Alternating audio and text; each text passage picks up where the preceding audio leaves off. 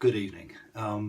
Day 5 of the video diary from Peter Freeth's fantastic, I have to say fantastic, NLP trainers training. I'm back in the Eden End house, guest house, with my update.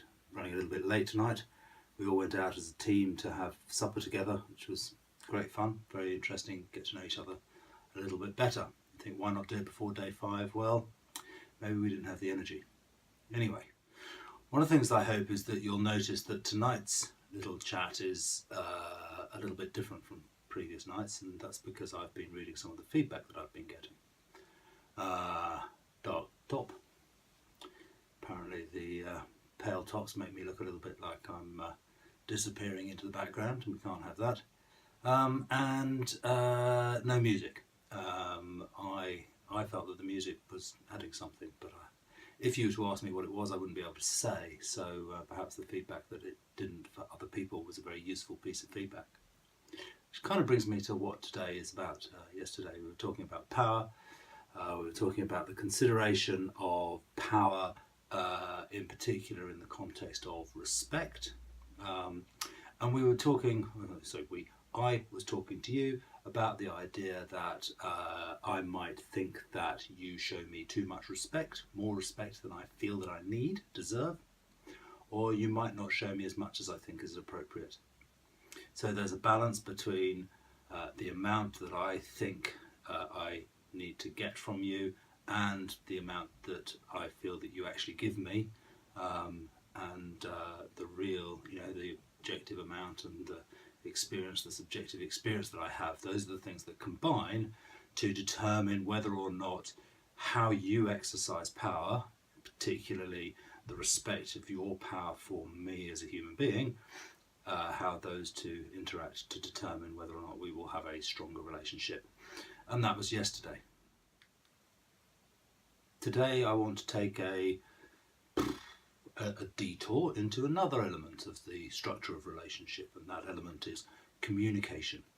And one of the things about communication, which is the frequency of communication. So, again, we may objectively look at the amount of communication, how frequently we communicate with each other. And I might think that objectively there is a lot or a little. That's just a matter of fact. There's a lot or a little. What's interesting is that I might experience your communication. I might think that you're doing a lot of communication, and I don't like that, it's inappropriate. Or I might think that you're doing very little communication, and that's inappropriate. Equally, you might do a lot of communication, and I think that's appropriate. I want a lot of communication. Or I might think that you're doing very little communication, and I think that's appropriate. I don't want a lot of communication. This is very important because it's something that really probably determines very early on the extent or the quality of the relationship that we're going to have. And this is particularly going to be true for business. It's going to be particularly true in retail businesses.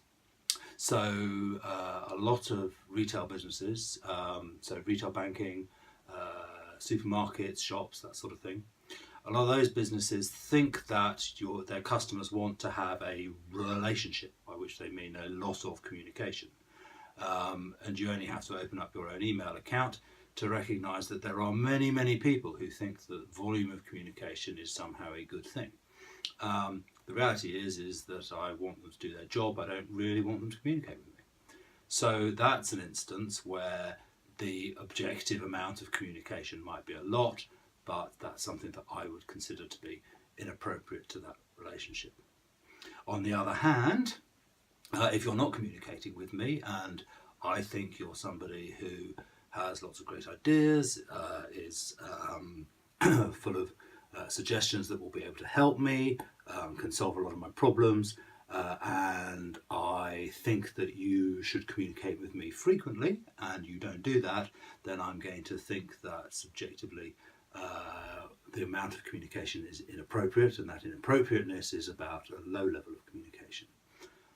So we have to think about these things in order to be able to get the right level of communication for the relationship that we have. So there isn't a one answer that fits everything. It's not like saying you've always got to have respect. or you've always got to communicate frequently, or you've always got to know whether or not your customer has 27 children, 3 cats, whatever it might be. That's not the point. The point is to what extent are you able to tailor your approach to relating to another person so it is suitable to that person. And so I guess today what I've been talking about in my roundabout way is flexibility. Can you be flexible? Can you approach each relationship so that you make it perfect for the individual who's the other half of that relationship with you?